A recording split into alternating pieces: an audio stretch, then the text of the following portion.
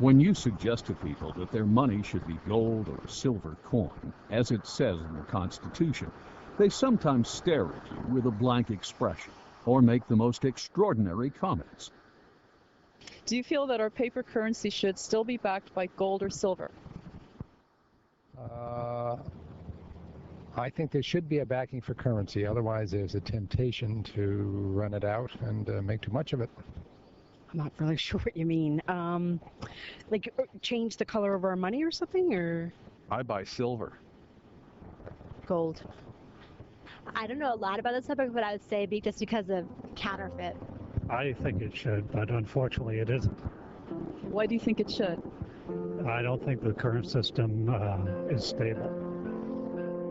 These statements by everyday American citizens show how little people understand the intentions of the Founding Fathers. As the Constitution itself says, it is the supreme law of the land. And therefore the Constitution ranks ahead of any statutes of Congress, any statutes or constitutions, for that matter, of the states, and decisions of the courts. And any law or decision of the courts that is inconsistent with it is to that extent void. It's not a law at all. So, what's going on here? Why does the Constitution clearly state that our money shall be coin, yet we are using government-issued, supposedly official, paper dollar bills? And we can't even redeem these for silver any longer. And why does Thomas Jefferson, the very man who drafted the Declaration of Independence and co-authored the U.S. Constitution, warn us about banks and corporations? Something is off here.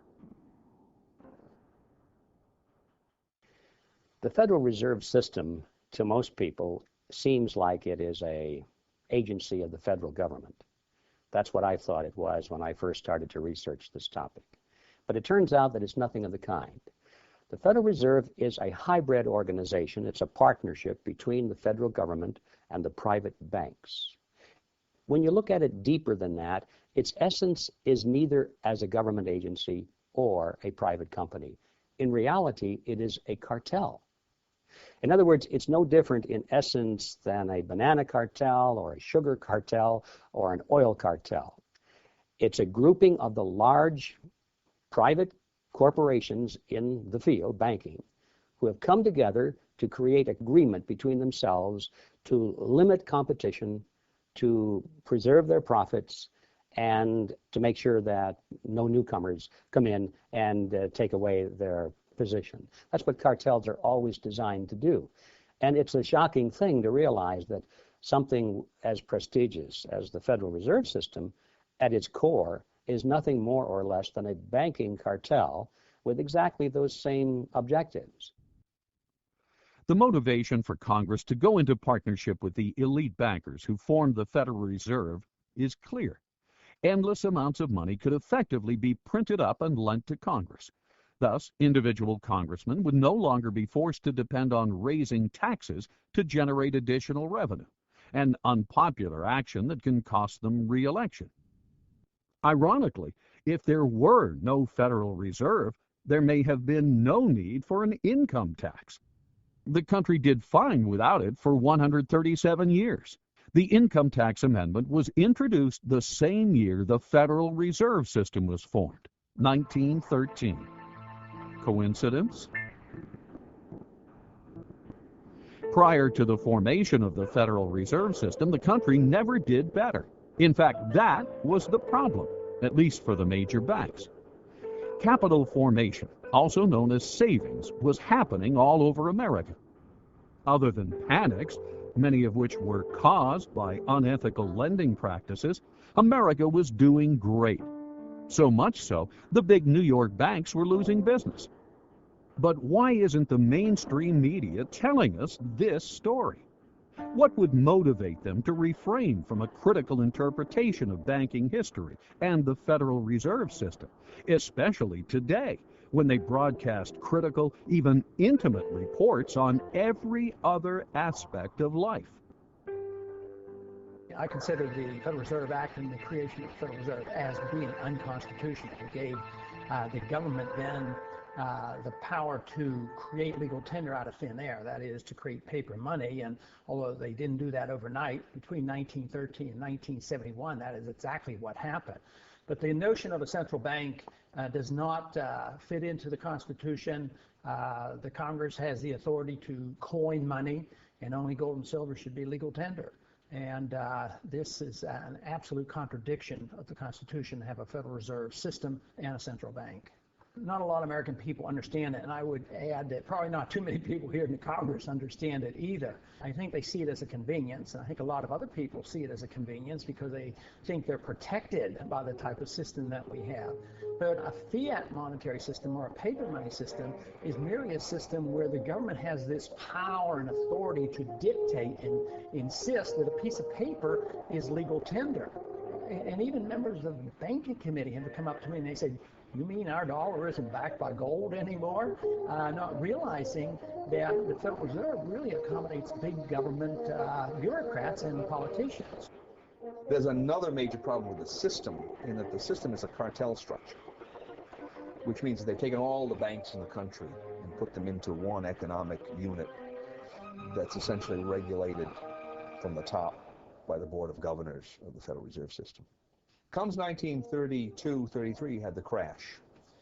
The Roosevelt administration came in. One of the first important pieces of legislation that was passed was the National Industrial Recovery Act of 1933. And the National Industrial Recovery Act of 1933 did for all industries in the economy the same thing that the Federal Reserve System did for the banks in 1913. It created a cartel structure. All the steel producers were in one group, poultry people were in another group, mining people were in another group, and on top of this whole thing was something that looked like the Board of Governors called the National Recovery Administration. The National Industrial Recovery Act was challenged as to its constitutionality, and a case went to the Supreme Court in 1935, the Schechter poultry case. And the Supreme Court unanimously declared it unconstitutional. They said this kind of delegation of power by Congress to private parties is, and this is an exact quote, unknown to our law, unquote. You couldn't find it anywhere by any method of interpretation, simply unknown. Well, the difference between the National Industrial Recovery Act and the Federal Reserve Act is essentially zero. The peculiarity here is that the Federal Reserve Act has never gotten that question to the Supreme Court.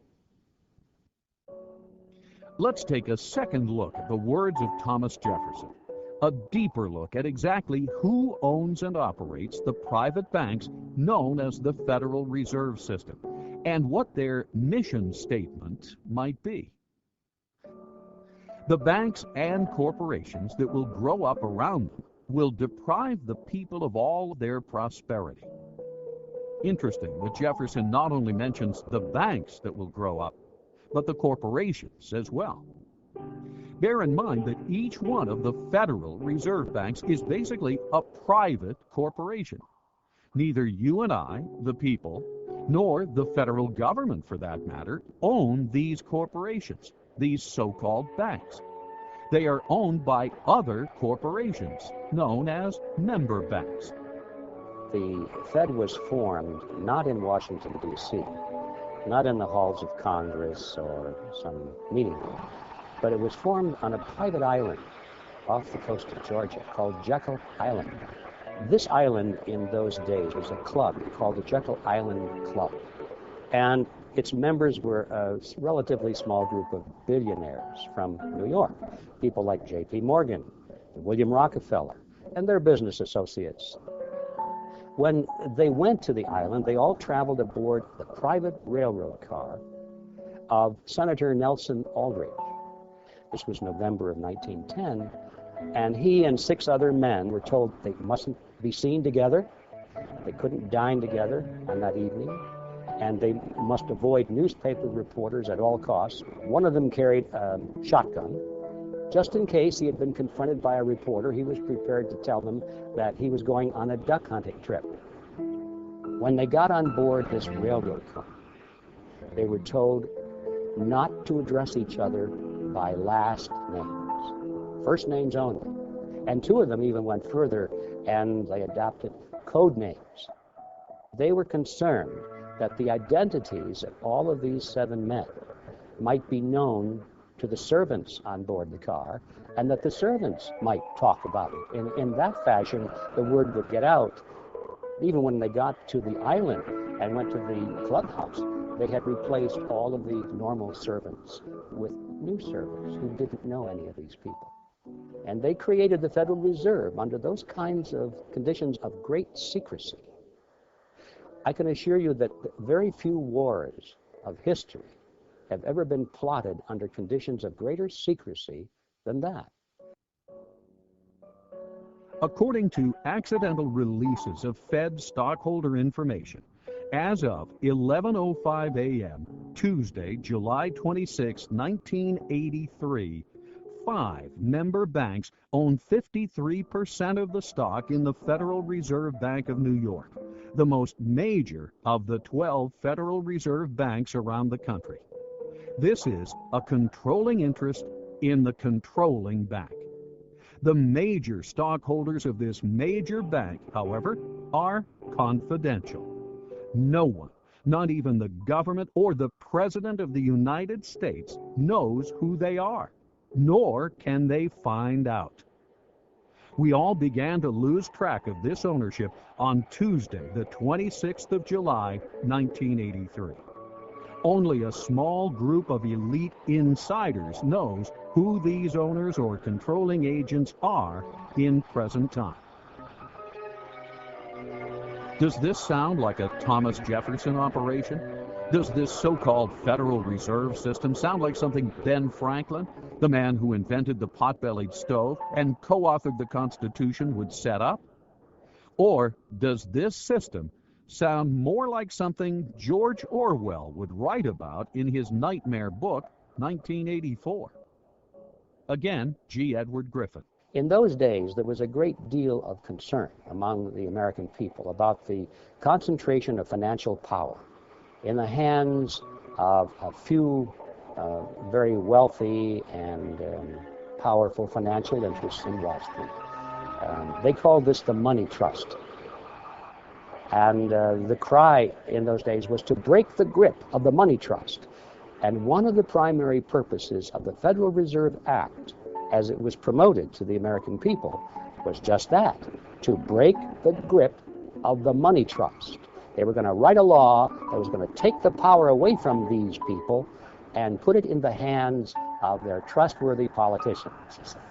Put it in the hands of the people through the electoral process. That was the propaganda behind the Federal Reserve System. So what's the purpose of the secrecy? It's because when you look at the list of these people who went, they were the money trust. They were the representatives of the banks, J.P. Morgan, the Rockefellers. They represented Kuhn Loeb and Company, Warburgs in Germany and the Netherlands, and the Rothschilds in England. This was the money trust, not only of the United States, but of the world.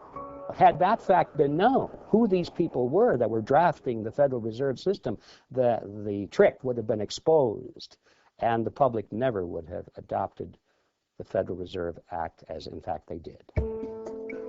When you think about the significance of the Federal Reserve Act being passed under those conditions, the American people didn't know, but it was banking interests that were behind it.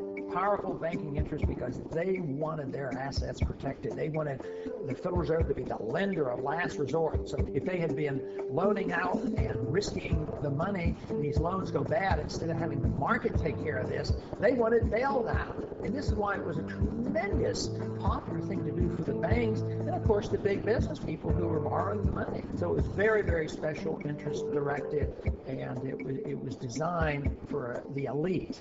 And even today, a lot of people don't quite understand that. So it's an educational job as well outside of Washington, but hopefully someday people here in Washington, especially the members of the Banking Committee, will gain some interest in this subject, because ultimately we will have to address it. Where does Congress get most of its funding? I would like to say from us, but I'm sure they have foreign investors that they also get their money from. Okay. Taxes. People? Government?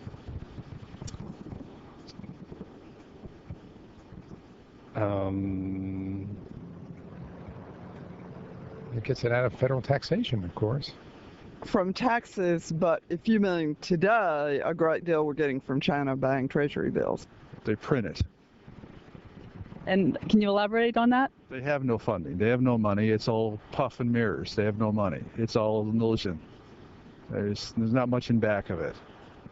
As we can see, the average American citizen has conflicting ideas as to where Congress gets its funding. In actuality, Congress gets most of it by borrowing it from the Federal Reserve. The Federal Reserve gets the so-called money by effectively printing it up. The whole process is known as the Mandrake mechanism. Thus, today's paper currency, far from the gold and silver coinage stipulated by the founders, is essentially created out of thin air. Most people are alarmed when they hear about the fact that the Fed can create money out of nothing and charge interest on it, so-called interest. It starts with Congress. Remember, a moment ago I said that the Federal Reserve System was a partnership between a cartel and the federal government.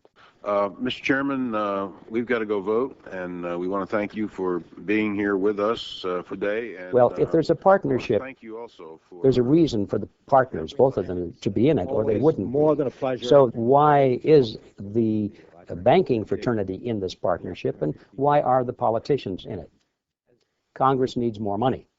They always need more money. They like to spend money. That gets them elected. They don't like to raise taxes because that gets them unelected. The answer, of course, is that they borrow it.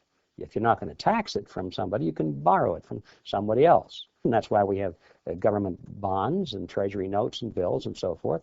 And we have what's called the national debt, because they borrowed money to pay for current expenses that they don't want to pay for through taxes, because that would be unpopular. So 30 days after they borrowed $1 billion, or 60 days, whatever the term of the loan is, they have to pay that money back. Well, lo and behold, it turns out that the congressmen and the senators are still not taking in as much money in taxes as they are spending in benefits, so they don't have the money to repay the loan. So what do? Easy. Borrow some more. Borrow enough to pay back the original loan, plus a little bit more to keep them in office. So this process goes on and on and on, and that's why we have the national debt growing and growing and growing. The Federal Reserve enters the picture at this stage because, you see, they can never borrow enough from the private sector. There's never enough existing money out there for the politicians to borrow. So what do? They go to the Federal Reserve System, and by agreement, remember this is their partner now, the Federal Reserve System agrees literally to create the money that they're going to lend to the government. It's not really a lending at all, as you can see, but they use the old traditional words of lending it to the government, when in fact all they're doing is just printing it for the government. They're creating it for the government, and then they call it a loan. Of course, they don't print it all because most of it's checkbook money. But nevertheless, the process is the same as if they had just turned on the printing presses and printed all this money and gave it to the federal government. So now, once the Federal Reserve System creates this money out of nothing, literally, it's fresh money into the society, into the economy, and that's how the money supply keeps growing and growing and growing.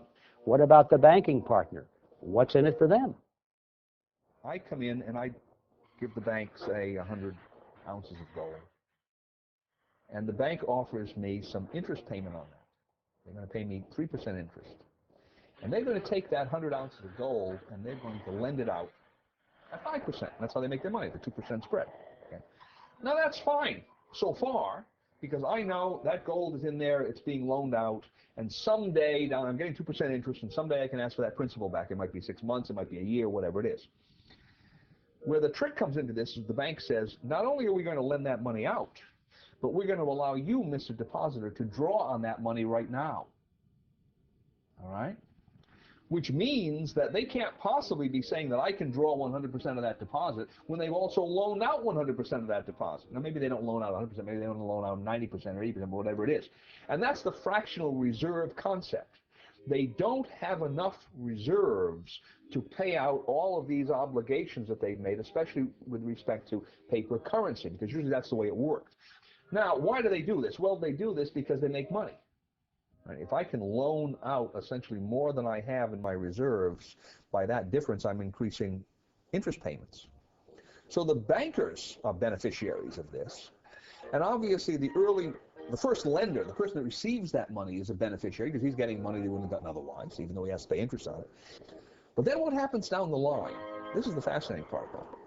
The market has set prices and wages on the basis of what it believes is the total amount of money that's in circulation. Along come the banks, and they start generating new money that the market doesn't know about. It finds out about it because the money goes into circulation. So I'm the first user of this money. I've just received the loan from the bank. I'm going to go out and buy cement with it. And when I buy cement with it, cement is at the original market price. Now, as that money starts percolating into society, the market realizes there's more money than there was before. More money chasing the same amount of goods means the prices of goods go up, right?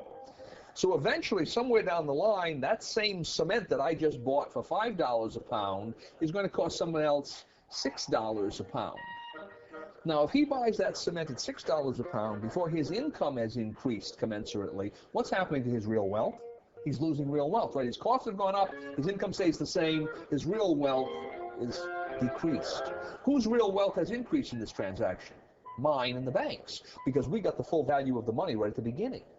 So this system transfers wealth. Somehow, you can't exactly follow it, but the principle is there. It transfers wealth from society to the creators of money. For every $1 billion that's put into the banks, I, as a commercial banker, can create an additional $9 billion and push them out into the economy as loans. Now that $9 billion based on the $1 billion, which itself was created out of nothing, all of it is just fiat money. It's created out of nothing, but the commercial banks get the bigger end of the deal, as you can see. They can create 9 for the private sector called loans, and these are genuine loans. And that is where our money comes from. That is how money is created. Every bit of it is created in this fashion. Every bit of it is based upon debt, and that debt creates money that literally has nothing behind it at all. Now this is how money is created in the Western world. And it's an amazing story. Only a very few people at the time know how money really comes into existence. Best estimates say that a network of about 7,000 people, mostly located in large urban areas worldwide, facilitate the acquisition and control of the voting stock of these banks by proxy. The marching orders as to where literally hundreds of trillions of dollars of monetary power will be directed are believed to be given by the 7,000 on instructions from an insider control group we estimate to number about 300. Of the 300, many are related to one another by blood, marriage, and business ties, and, it would seem, have family ties to the original robber barons of the Industrial Revolution at the turn of the 19th century. More importantly, however, most of the 7,000 involved in this group may be largely unaware of their negative effects on society. They may sincerely, but naively, believe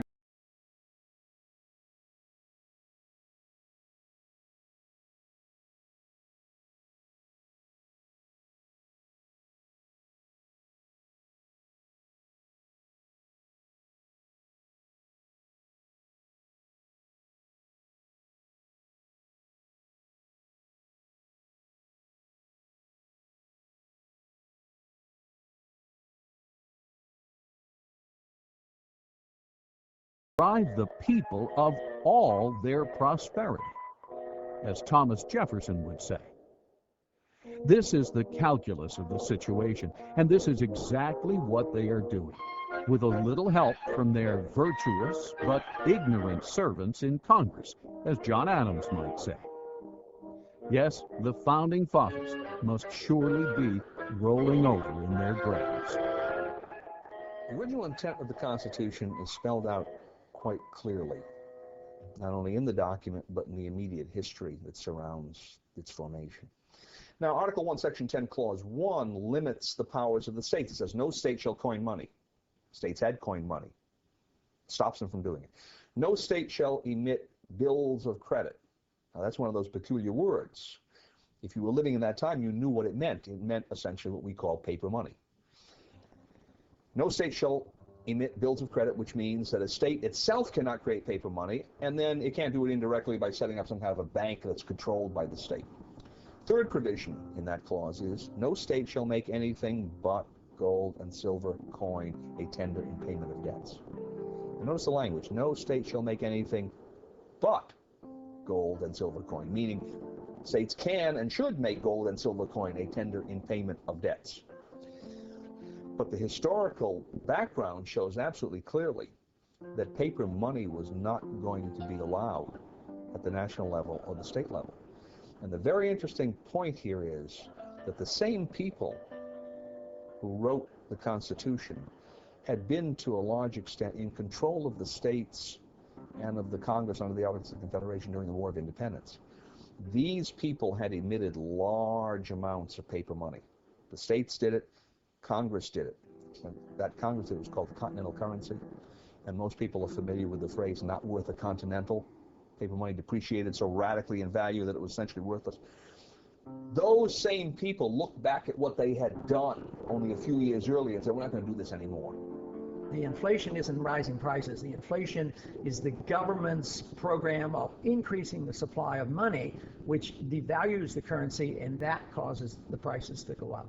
Inflation, that is the destruction of money, eventually wipes out the middle class. The best example in the 20th century being what we saw happen in Germany. As the runaway inflation came, the middle class got wiped out. In the early stages, of course, somebody benefited. Eventually it hurts everybody. But in this country right now, we have constant insidious inflation. So there is a transfer of wealth from the poor and the middle class to the wealthy. But because it affects the business cycle and causes prices to go up in general, who suffers the most? The people who can afford it the least. That people on fixed incomes, low middle income people, poor people. I think it especially hits hard low middle income people who are trying to make it on their own and won't go on the dole, because their prices go up more and they're the first ones to lose their job when the business cycle turns down. The Federal Reserve, by increasing the credit, creates the boom part of the cycle, but then there's always the resulting downturn of the cycle when unemployment rises. We're always live. It's almost impossible to believe that the all-powerful dominant media, what Bill O'Reilly calls the elite media, would endlessly cover all these issues, yet be silent on the very subject that is common to all of them: money, and the entity that creates and manages the so-called money supply, the Federal Reserve System. Why is this? One can never watch enough television.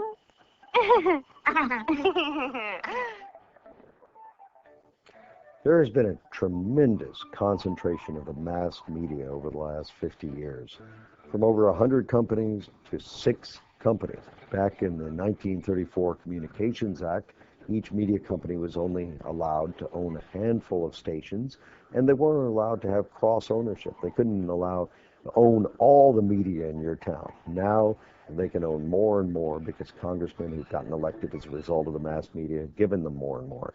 That means very few people have the right to speak to us over television, over radio, through the New York Times, the LA Times, the different news media. The whole purpose of the First Amendment is to guarantee that we have more, not less speech. However, when you start to get down and say only a few people can put up their soapbox, only a few people can address the audience, suddenly you've limited the amount of speech. Now that's the government control of speech. On the other hand, when those few people recognize that the government is the one that's licensed them to speak, they start to act in a way that's not going to jeopardize that relationship. Could this be one of the reasons any critical reporting of universally important issues, such as the Federal Reserve, have been cut out of the public debate for so long? As Ted Turner relates in his article, My Beef with Big Media? Why would major media corporations that control the information flow to 95% of the American citizens, fail to report on the detrimental activities of the Federal Reserve System, a government-sanctioned, quasi-private banking cartel that literally controls 100% of the money flow to the same citizens, as well as the lion's share of the money flow to Congress itself. The amount of money it costs today to run for Congress or even to run for president is obscene. And most of that money goes into television commercials and spots and all of the mass media advertising that needs to be done to reach the 295 million Americans, a vast number of people. And when that person wins, if the media has supported him, naturally he wants to pay them back. He may not think of that consciously, but in appropriating licenses and expanding territories and allowing them to own more than one media outlet, that's exactly what happens. As a result, the number of media companies, as we said before, has concentrated in a few hands. And unfortunately, Congress and the media work together to present an image to the American people that does not always include every aspect of the truth. This reciprocity, this in cahoots process, has obscured many of the more important issues to the American people. And there's no more important issue than the issue of fiat money. When you give men the power to create money out of nothing, you shouldn't be surprised if they turn around and create money out of nothing, because that's what they're supposed to do. Now, the underlying philosophy is that, well, we'll be very conservative about it. We won't run rampant. We won't abuse this power, would we? So we give them blindly this power to create money out of nothing because we trust them to use this power wisely. Nowhere in history has this ever been a justified trust. Every time man has had that power, and this started back in antiquity, those with the power have abused it, and they have created more and more and more money at a rate much faster than the expansion of goods and services which are being produced by the productive side of the economy. Now, if the goods and services were growing at a rate which is exactly the same as the money supply, then the purchasing power of the monetary unit would remain constant. In ancient Rome, if you had a 1-ounce gold coin, that would be the cost of a nice toga, a handcrafted belt, and a pair of sandals. Today, thousands of years later, if you have a 1-ounce gold coin and you convert that into Federal Reserve notes, you can walk into a store and buy a nice suit, a handcrafted belt, and a pair of shoes. The real price of those items, and all items for that matter, throughout history, does not change when measured in terms of something of intrinsic value, such as gold or silver, because those things take human effort to produce as well as the belt, the toga, and the sandals. Both of them take human effort to produce, and that's why they maintain value with each other. But once you break that away, and you give men the power to expand the money supply without that discipline, they're going to expand the money supply faster than the increase in goods and services. And then you're going to have this difference in purchasing power. We call it inflation. Well, it's always politically popular to impose financial burdens on somebody else. It tends to be politically difficult to impose financial burdens on someone who's living alongside of you, because they tend to have votes, and they tend to have representatives who will take their position. It's fairly easy to impose a financial burden on the future, because the future generation tends not to have any votes or representation at all in the present. As soon as you start talking about monetization of debt, where the banks come in and now buy governmental debt with new money that the banks have created through this special privilege they have of creating money in the Federal Reserve System, the redistribution of wealth that takes place through that process, most people don't understand. It happens through depreciation of currency, and the depreciation of currency usually leads to increases in prices, which the average person calls inflation. Inflation is really the increase in the money supply. The prices increase as a consequence of that. But the average person doesn't understand how this happens. And he's going to blame gold speculators in Switzerland. He's going to blame greedy unions. He's going to blame price gouging. He's going to blame everybody but Congress and the banking system. So it's easy politically, through monetization of debt, to expand borrowing beyond prudent levels. Now why is that tyrannous. Well, at a certain level, it's tyrannous. The definition of tyranny is the exercise of a power that no one should be allowed to exercise. Okay? And it's tyrannous because no one should be allowed to exercise a power that puts burdens on people that are not allowed an opportunity to be heard, an opportunity to vote, an opportunity to have some kind of a say. Right? Granted, to some extent, you're going to have to do that in the nature of government as long as you have borrowing, but beyond a certain point, it becomes tyrannous. And it's beyond that point that the present system allows our political structure to move too easily. How much, take for instance, how much has the purchasing power of Federal Reserve notes lost since World War II? About 90%.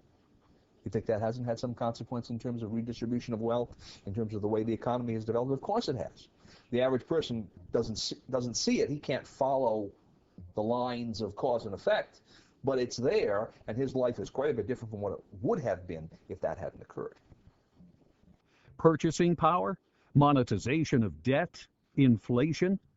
What do we mean by all these terms? Terms we may have heard many times, but still fail to connect the dots. Are you confused? If so, you're not alone. Inflation, I think, is a bad word because really we think of inflation as rising prices. But in reality, what's happening, prices are not going up. It's that the value of the dollar or the monetary unit is going down. That's what's really happening if we understand the process. And it's a tax, therefore.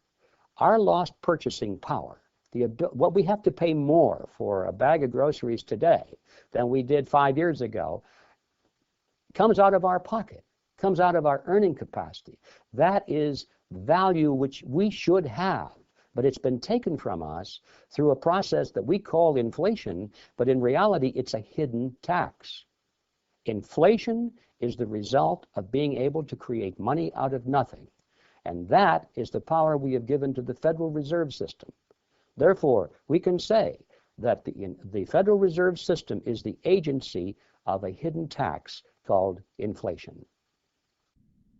Since the early 1900s, almost no one talks about the country's banking system anymore. What happened? There was a shooting, then there was nothing. Yet our money, like water, is one of the most important commodities we have. More than that, the quality of our money affects the productivity of every man, woman, and company in America. As time goes on, people figure out better ways of doing things, better ways of making products, cheaper and faster. For instance, one farmer can now grow food for thousands of people, whereas he used to be able to feed only his family. Thus, everything should be getting cheaper, because the supply of everything has been growing faster than the demand. This is true even though the population has been growing as well. Unfortunately, this is not what we observed.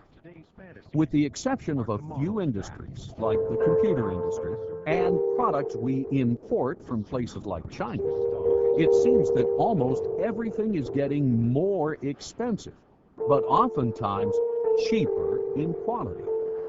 How can this be? Over the decades, the productive energy of society seems to be getting siphoned off.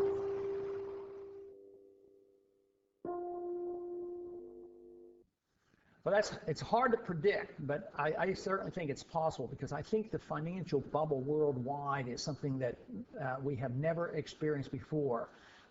We've had tastes of that. But Alan Greenspan, in one way, is a genius, and in another way, he is an unbelievable threat to us.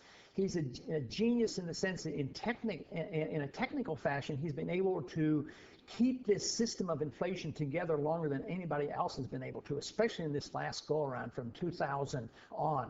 With the collapse of the NASDAQ bubble, we really didn't have much of a recession because he immediately started inflating massively, taking interest rates down to 1%. And now, of course, he's a little bit frightened about the bubble, and he's curtailing credit to some degree. But the dollar has become the gold of the world.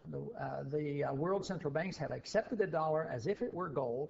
Greenspan claims that they have gotten the paper money to act as if it is gold, which I strongly disagree with, and all the hard money people disagree with.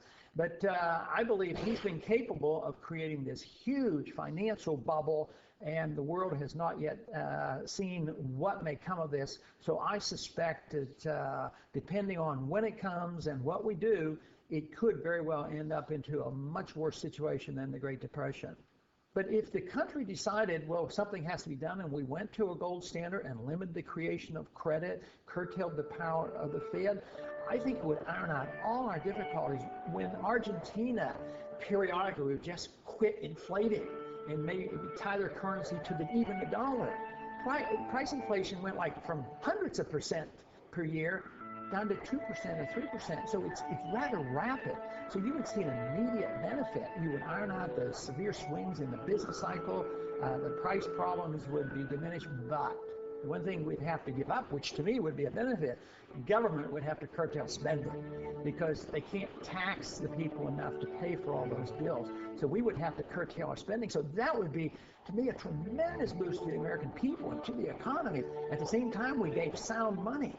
I mean, this would be fantastic. Within months, there would be some people who would suffer from the adjustment period, but it might be the people who have benefited so much over these years.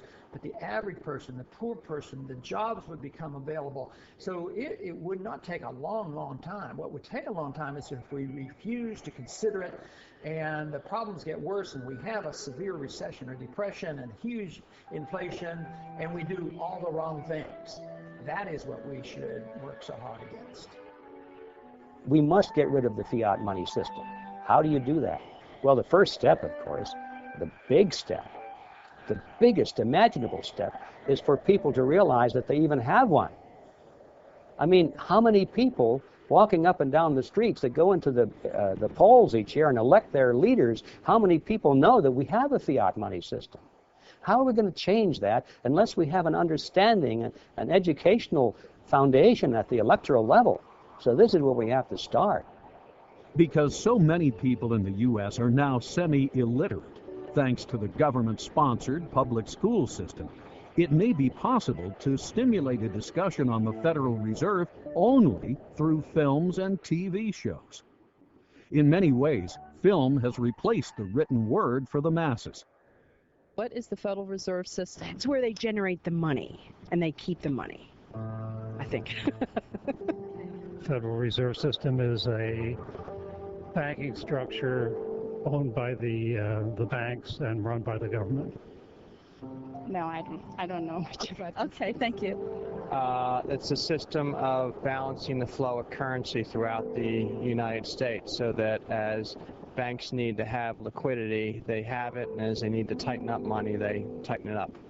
Similar to what you had said earlier about having the reserves for when we go in a crisis or something, and you need to have that actual backing, not just the dollar currency, because paper is paper, and if you don't have that gold or silver behind it, then it's just going to be paper.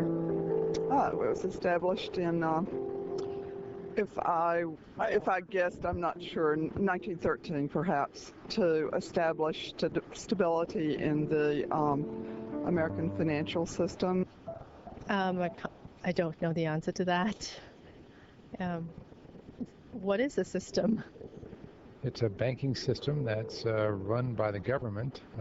It's almost like a fourth branch, but it's run by the government, and it's guaranteeing that banks will remain stable, and if they're not stable, they'll take it over. A way of backing up the money, and I don't know. Yeah. And what is the Federal Reserve System? Well, do you want Andrew Jackson's opinion of the Federal Reserve System or what? Your opinion. I like his. It's a bunch of organized crooks. Wow. Now that citizen is informed. Too bad everyone is not as aware of how far we have strayed from our founding principles. Well, the major problem you have not only with the Federal Reserve System, but with any statutory structure that's unconstitutional, is it doesn't square with what's called the Supremacy Clause. The Constitution, which has the Constitution and laws passed in pursuance thereof, that is, constitutional laws are the supreme law of the land. So obviously you have a statute that doesn't square with the Constitution, it's void. It is not a law, in fact. So the question then arises, well, how does that square with the oath of office of representatives, senators, judges? And the answer is it doesn't. That when they come face to face with a statute that is in contradiction of the Constitution, they are to treat the Constitution as the supreme law and treat that statute as void. So that's number one. Here we have a system, the Federal Reserve System, that has all of these constitutional problems, and everyone is essentially looking in the opposite direction. So that doesn't square with the oath of office. And one would think that the president, being the head of the executive department, in which we find the Treasury, Department of Treasury, right, which interacts quite closely with the Federal Reserve, might have something direct to say about that. And then, of course, the president has a specific constitutional duty to take care that the laws be faithfully executed, and the supreme law of the land is the Constitution. So you would expect, on top of all of this, that he would be saying, wait a minute, if the Constitution doesn't square with the Federal Reserve Act in one or more ways, then I should be giving directives to the Secretary of the Treasury to take certain kinds of action to deal with that. And, of course, we see exactly the opposite. We see the Federal Reserve people, usually the chairman of the Federal Reserve comes to Congress, and he tells Congress directly, and usually tells the president at least indirectly, here's how monetary policy is going to be implemented. So the Federal Reserve is the tail that's wagging the dog when we have all of these questions that it may not be legitimate at all in whole or in part. If you want to see the way power goes in a system or the way the laws are corrupted, follow the money, and the Federal Reserve is a huge agency for the creation of money. If you study monetary history throughout thousands of years, you will find out that paper money has been tried many, many times, and it never succeeds. It always ends badly. The question is when will the dollar end badly? Will it be next year, or in 5 years, or 10 years? I'm convinced it will end unless we do the right things, and that is restore soundness to the money, put restraints on our government, either strictly curtail the power of the FIAT or get rid of the FIAT. That will be the only way you can save the dollar. But if we continue to do what we're doing now, we will eventually destroy the dollar. Throughout history, as governments grow, they limit the individual's rights. The same thing happened in the Roman Empire. We know this from history, but we also know it from Shakespeare's wonderful play, Julius Caesar. As we start moving toward a bigger and bigger government, it's going to mean that the individual no longer has the right to own his property, the right to do what he wants, the right to live freely, the right to worship as he wants, the right to speak as he wants. The government starts to tell us what to do. Most of the time they think they're telling us what to do in their best interest, but the trouble is that government, as Adam Smith pointed out, John Locke pointed out, as the great thinkers of all time have always pointed out, don't really know what's right to do. Government often makes the wrong choices because it doesn't understand the consequences of its actions. So even when it doesn't desire to be a nefarious force, to be a dark force, it often is. The problem that we have is the result of legislation. Congress has to make fundamental changes in the present system. I don't think that it's possible to impose from the top down even the constitutional system, because no one out there now is used to using gold and silver as their money. So what needs to be done is to create a competitive system of currencies. Leave the Federal Reserve System there. Slowly, over 6 months or a year, take away some of its legal privileges. Its legal tender privilege, its privilege as the only medium to pay government taxes, so forth and so on. And over on this side, create a gold and silver system. And then you will have competition between the two, the paper money price structure and the gold and silver price structure. And it will be a competition. What happened is, in this competition, gold and silver would win out, because in competition, the free market usually wins out over governmental intervention and special privileges. And that's the reason we have governmental intervention and special privileges, to keep the free market from winning out. And that's why they go to government, to ask for legal privileges, all right? So that's the first problem. Now, the second problem is I don't see that happening through Congress, because there are just too many loggerheads in Congress to get the thing started. So my suggestion is that it begin in some state, a small state, a state that probably has a certain amount of its taxes that it can hypothecate to gold. And if the system worked and more people were asking, then the state could expand the areas of taxation and bring more people into it. And eventually you would, if it worked, you would see the whole state's monetary system, the government, state government, would be on a gold system. And then I would think as well, you'd begin to see that spreading into the economy. Now, if that were to happen, then I think other states would look at this and say, well, that makes sense. Let's begin to move in that direction. You could look at it essentially as a monetary insurance policy. They don't have to go beyond 10%, but 10% gold holding is perfectly prudent. And if something were to happen in the economy, if there were to be a monetary crisis, banking crisis, then the state could rapidly expand the system because people would know how it operates. But the idea is to get the mechanism, as it were, on the table so that people can see how it works, why it works, what its benefits are. They don't have to be afraid of it. And arguments along the lines of there's not enough gold or silver in the world to do this will, that kind of thing will be shown to be fallacious. Concerned citizens should be asking themselves questions like, why do you feel like you're on a treadmill that's constantly running faster? Hey. Why does it now take a two-income family to make ends meet, thus preempting women from their traditional role of providing stay-at-home childcare? Why do we see a never-ending expansion of government, even though our elected officials endlessly promise to reduce it? Where does the government get the funds to wage perpetual war, yet fails to provide the basic protection citizens needed on September 11?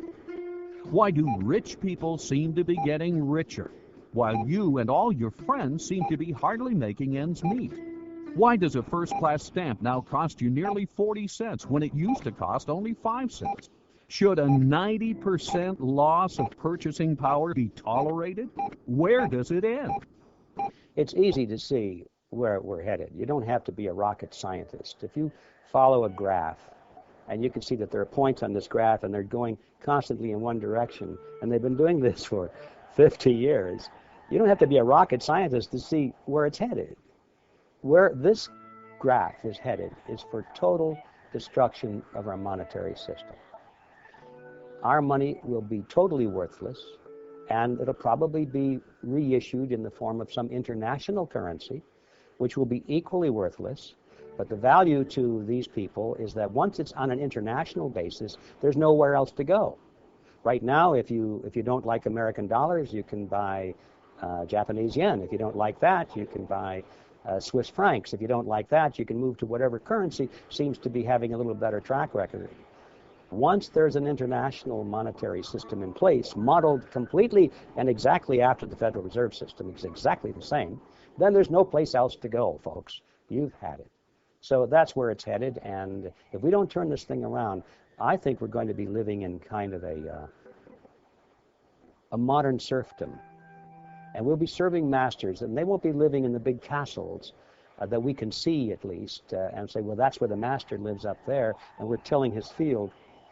Our masters will be the bankers and the politicians, and they'll live in big houses, but they won't be castles. But we'll be serving masters nevertheless, and we'll be thinking they're wonderful people without realizing that they are our masters.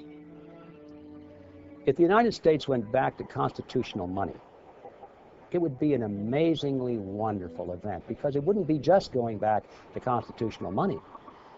In order for that to happen, that means you'd have to assume a groundswell of awakening on the part of the electorate.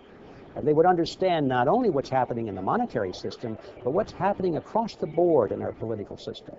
I think we would have a great resurgence of prosperity and tranquility.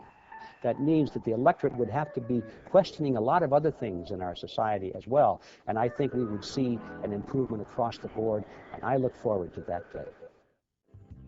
Americans need to stay on top of one of their most influential institutions, the Federal Reserve System. They need to start asking questions, not only of their representatives, but of no less than the President of the United States, whose sworn duty is to uphold the law of the land, especially the supreme law of the land, the U.S. Constitution.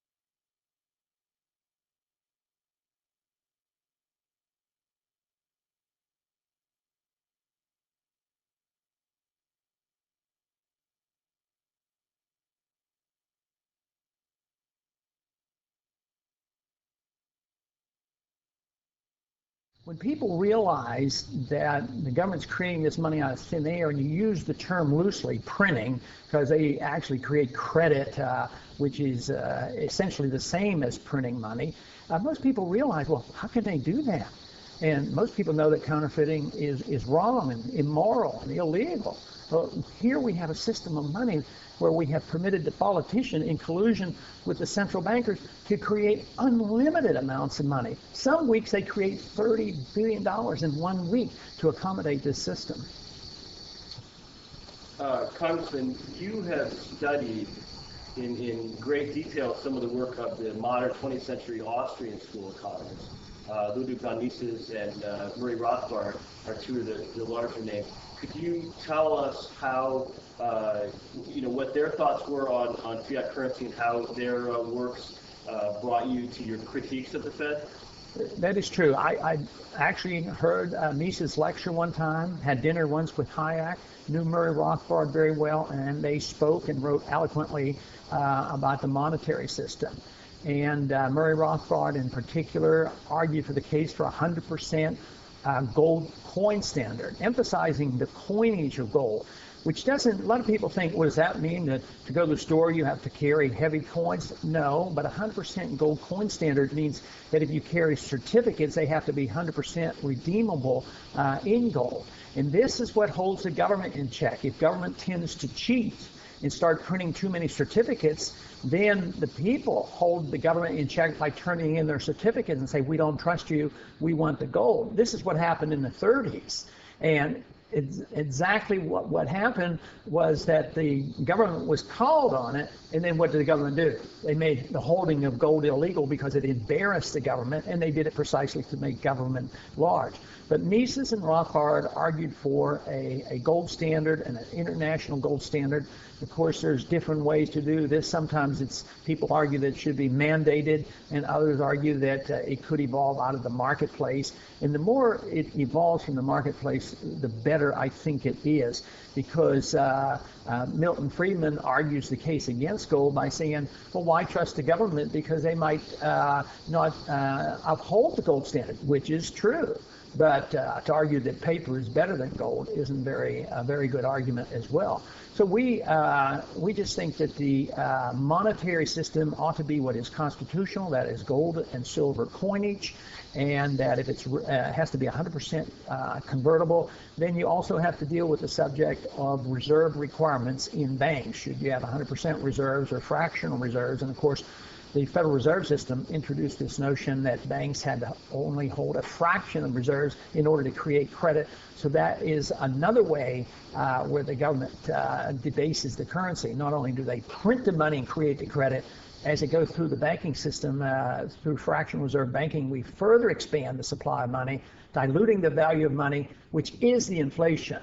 The inflation isn't rising prices. The inflation is the government's program of increasing the supply of money, which devalues the currency, and that causes the prices to go up.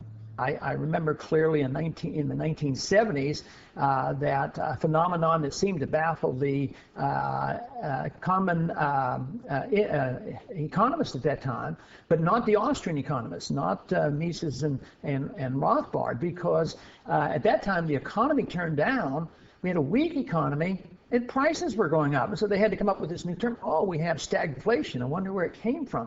But that is not unusual if you think of third world countries. There's a lot of examples where you have runaway inflation, prices are soaring, and the economy is in shambles. And that is what I fear will come to this country if we don't quit printing the money and creating credit, whether it's to fight wars that we shouldn't be fighting or to bail everybody out in this country that needs something. And that's the way this place operates.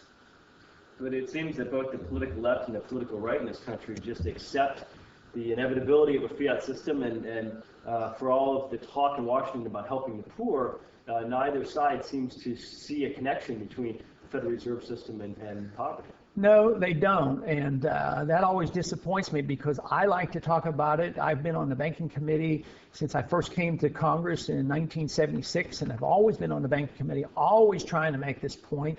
We got more attention of this in the early 1980s when gold went up to $850 an ounce and interest rates went up to 21%, and we had a very weak economy, people did talk about gold, and we had the Gold Commission. But since then, they have become much more complacent again.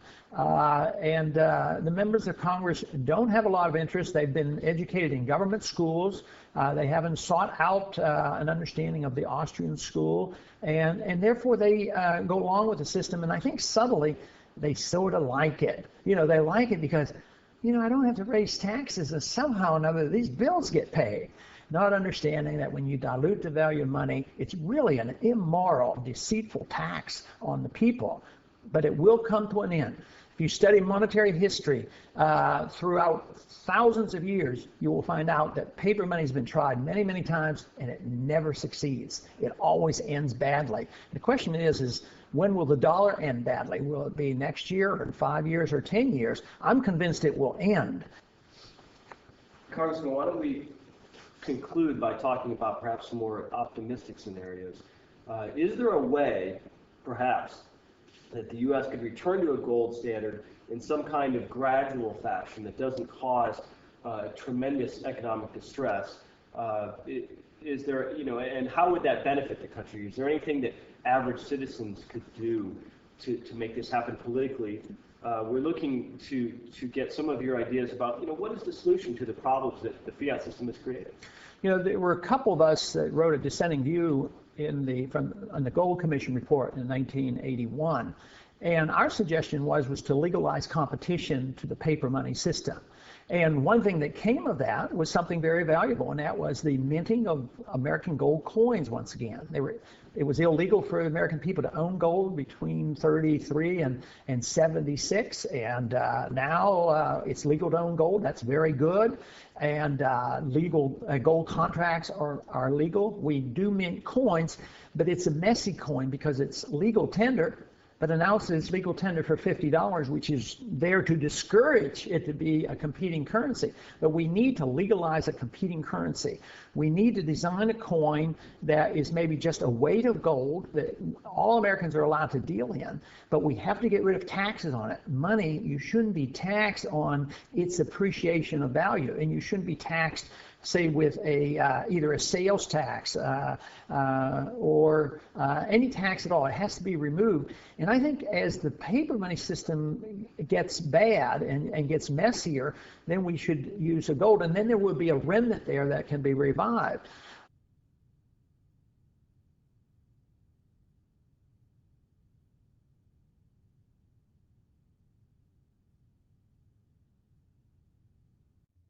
How should the Constitution be interpreted? Should its interpretation depend on historical facts or present-day political desires? The whole purpose of any constitution, and particularly the Constitution of the United States, is to remove as much as possible interpretation and application of the law from political controversy. You set up basic principles that are going to apply, and the legislatures and the courts have to abide by those principles.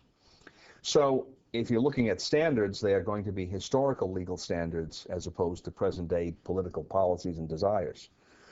The Constitution has a method for dealing with political questions. It's called the amendment process.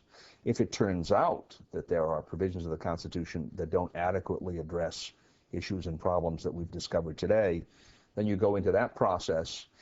It requires a supermajority, 3/4 of the states, but that's to make the process really responsible to the desires of the population.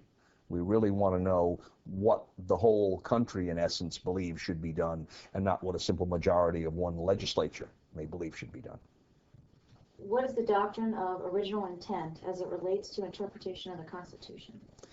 The doctrine of original intent takes us back to the meaning of the Constitution as it should have been understood by a reasonably intelligent person in the late 1700s who was conversant, of course, with the English language, the words and phrases that appear, but who was also conversant with the law of the time, recent history, political traditions, and so forth and so on, because so much of the Constitution requires that kind of historical background to understand what the terminology means. We're not talking, though, about what any particular individual may have meant. So it's not what Thomas Jefferson may have meant, it's not what James Madison may have meant, it's not what Alexander Hamilton may have meant. And I mentioned those three because they pretty much encompass the spectrum of political thought in the time.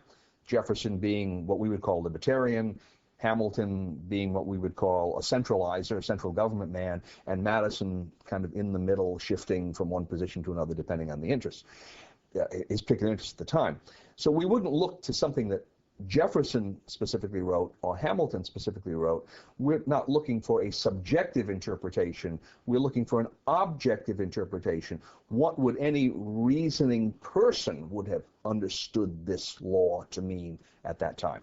And that's very similar to what the law has understood in the area of contracts for hundreds and hundreds of years, called the objective interpretation of contracts. What does this document say? What does it say to the person who's reading it, not necessarily the person who wrote it? Now that includes, there's another element to that. It's not only that we're looking for the original meaning, but there's a fixity of meaning. The original meaning thereafter does not change. What it meant in 1789 is what it means today. And there are essentially two reasons why that has to be true. Number one, I don't think you can imagine a reasonable person entering into an agreement, which the Constitution really is, a wide-scale political agreement of such consequence, and not knowing how that document might be changed and interpreted in the future. No one would leave himself in that kind of open-ended position. Secondly, the Constitution has a provision for amending itself, Article 5, very detailed provision. And there's a very old doctrine in Anglo-American law, which in one expression is expressio unius exclusio alterius. The expression of one way of doing things is to exclude every other way of doing things. So the very fact that the Constitution has a provision for amending itself tells us that's the way it's supposed to be done, as a matter of what? The original intent, because that's what it says. What is the doctrine of the living Constitution? Well, the doctrine of the living Constitution is actually the opposite of original intent. It says that the Constitution changes its meaning in some automatic fashion according to the political or economic or social problems of the times. Now, there are really three, I call them apologies or rationalizations for this thing. And the first one is, well, we don't really know in some cases what was the original intent. But if that's the case, then that provision that we can't interpret is not a law at all. I mean, imagine if the Constitution is laid in front of you and right in the middle are some hieroglyphics that nobody can understand. Does that mean the Supreme Court or Congress or a state legislature can fill that in? No, there's nothing there. It's void. It's just out because we can't interpret it. The second doctrine says, well, we knew what it meant in 1789, but the definitions of words change over time. The language is a living entity, as it were. Now, that may be true, but you can't imagine people in 1789 writing a constitution and trying to foresee how language might change, right? They wouldn't have known how it would change. So yes, the language may change, but the original meaning of this document doesn't change. We have to use the definitions that were used at that time. The third explanation or rationalization is probably the most blatant one. It simply says, well, okay, we knew what it meant, and the particular language hasn't changed significantly, but it really doesn't do what we want it to do anymore. We have problems that the Founding Fathers didn't foresee, and we're simply going to interpret it in a different way. That's either Congress could pass a statute, or more likely the Supreme Court, in writing a decision, can come up with some new interpretation. And the short answer to that is, well, that makes either Congress or the Supreme Court the amending body. They're the ones who determine, as a result of their political wisdom, what needs to be changed, not the people according to the amending process in the Constitution. And we already have found out that the amending process in the Constitution is the sole methodology that's given to us. So this new interpretation of the living Constitution, I think, as I call it, the most blatant one, really is an attempt to override the most obvious provision in the Constitution relating to that subject, Article 5. And as a result, it couldn't possibly be correct. But it's the one that's used for the simple reason that the Constitution is difficult to amend. And so politically, people are constantly frustrated. They want to do something. They can't get enough of the country to agree with them. And the living Constitution is a way, in a sense, essentially to run around the Constitution. But fundamentally, it's a dishonest way. because the whole purpose of the amending process is to be sure that you have a real national consensus, not simply the political proclivities of the people that happen to be in Congress or the people that happen to be in the Supreme Court.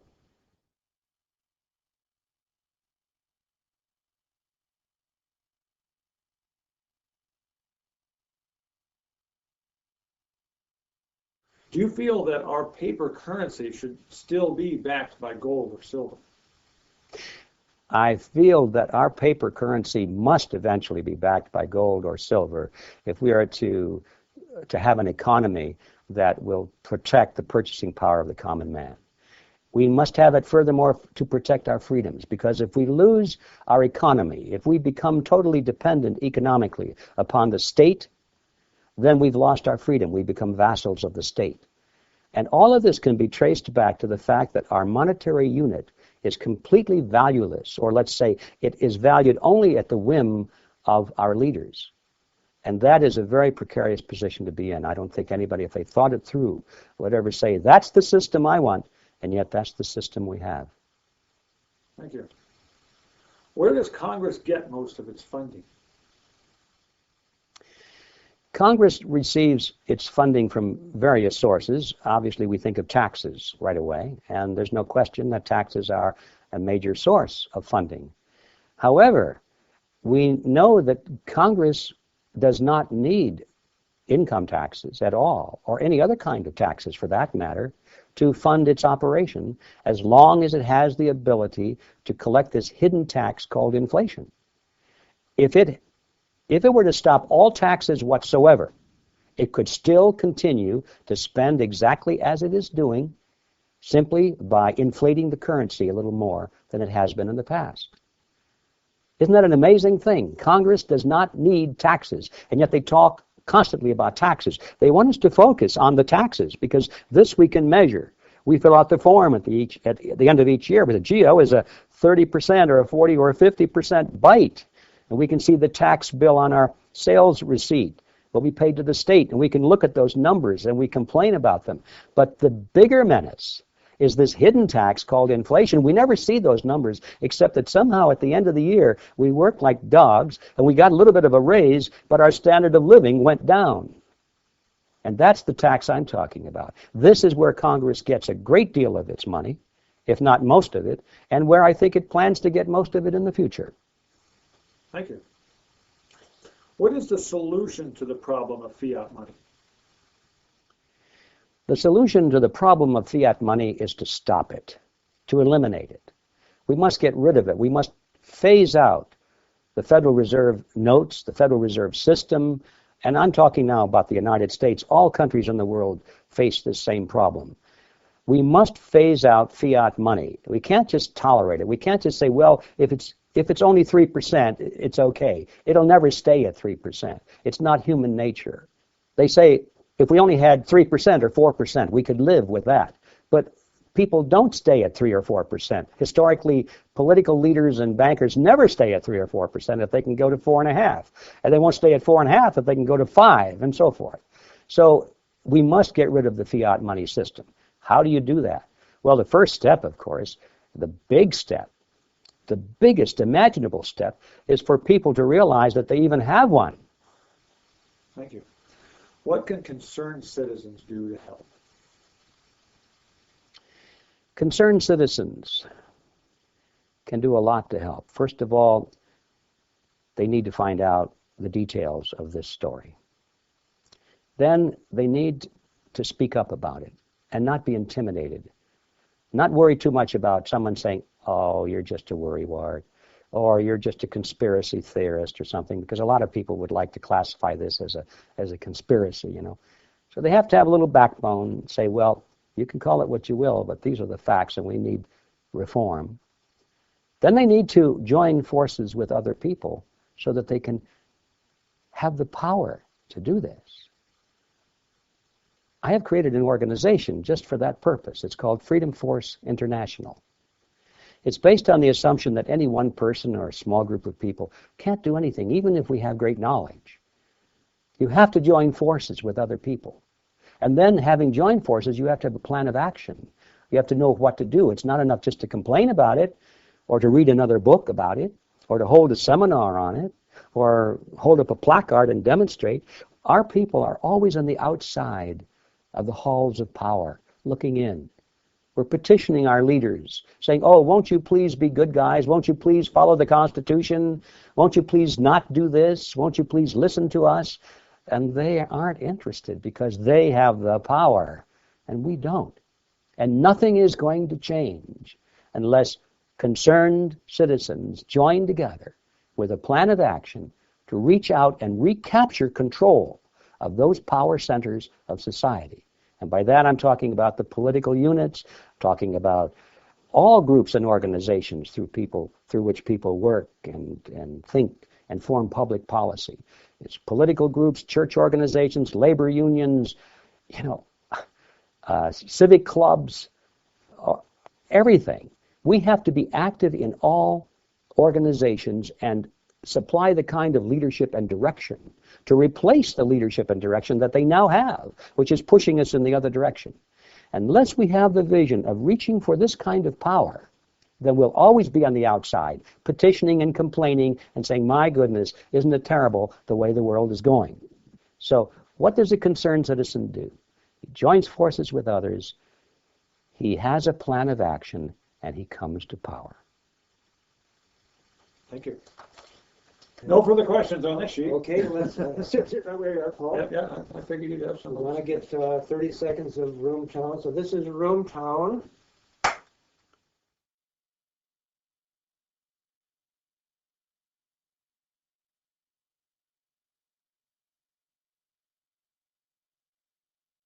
There's been a serious problem in our society over the last few years. There have been less and less free speech.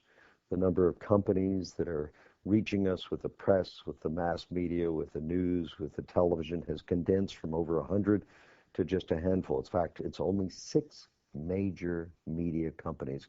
One company just went out of business this year, and every year 2 or 3 major companies go out of business. That means very few people have the right to speak to us over television, over radio, through the New York Times, the LA Times, the different news media. The LA Times that I just mentioned was sold to the Chicago paper. There are no independent papers. They're losing their stand, and therefore we have a serious problem. The other side of that problem, from the fact that these media outlets often just propound their point of view and they don't let other people speak, and if you read any of the major papers, you see that all the time. The other problem is that to get elected in this country demands that you've got access to the media. We live in a country of 295 million people, which is growing rapidly through illegal immigrants. And those people need to be reached to get elected. And to reach them, you need the television outlets, the newspapers, the radios. And therefore, the Congress people and the senators often start to kowtow to the media. They start to think of ways that they can get the media to do their bidding and that they can appeal to the media so that they can get the best soapbox that they can. Now, when they get elected, they're very happy about that. And because they're happy about it, they start to cut deals where the media gets a little bit more than they had before. Back in the 1934 Communications Act, each media company was only allowed to own a handful of stations, and they weren't allowed to have cross ownership. They couldn't own all the media in your town. Now they can own more and more because congressmen who've gotten elected as a result of the mass media have given them more and more. So you have this dangerous, symbiotic, nefarious relationship which has prevented us from hearing all the points of view on important issues. The most important issue for many people is what's happening to their money. And what's happening to their money is in the spend relationship of Congress, their money is losing value. The middle class is eroding in our society. The government is getting bigger. And the media and Congress appreciate this growth of spending in government because it promotes their hegemony, their control over the society. Whether they do it willfully or unconsciously, it's in their best interest. However, it is not in the best interest of individuals. So we're in a serious situation right now where we're losing our purchasing power and therefore we're losing our rights. Beautiful. Great. Yeah. Room tone. This is room tone. 30 seconds.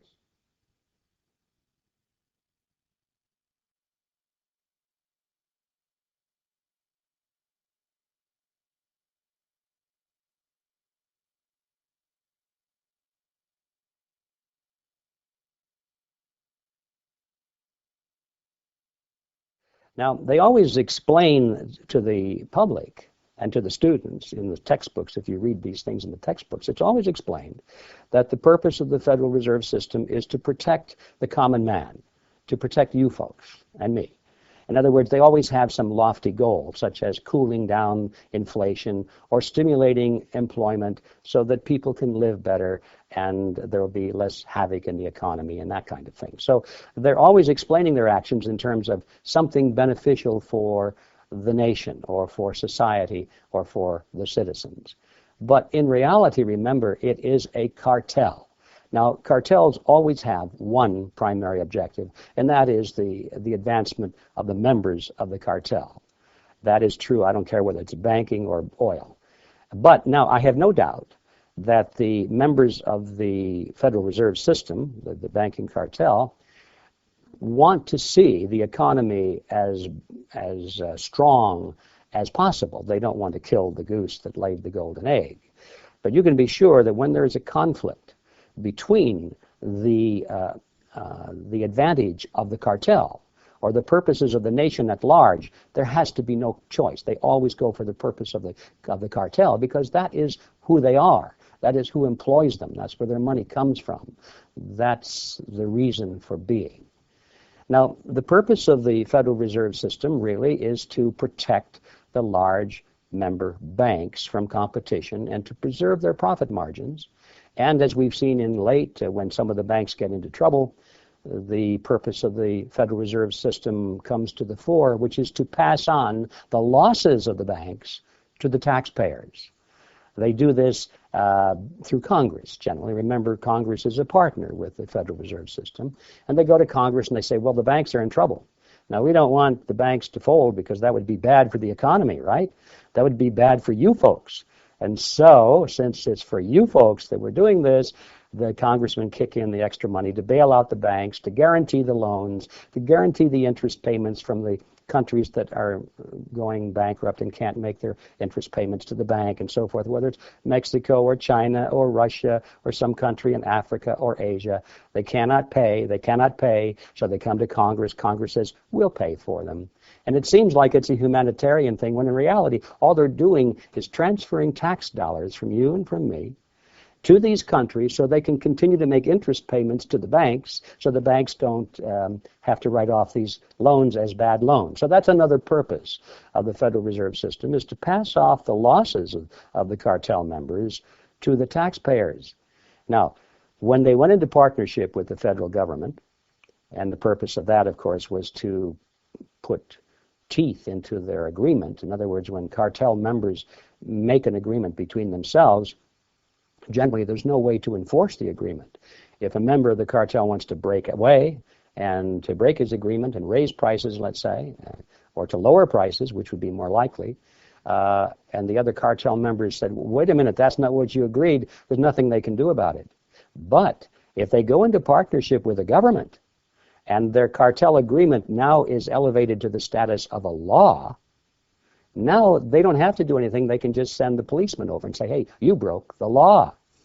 See, this is why cartels always gravitate into partnership with governments so that they can enforce the cartel agreements. But by the time it's explained to the taxpayers, it all comes out sounding like it's a wonderful thing to protect the common man.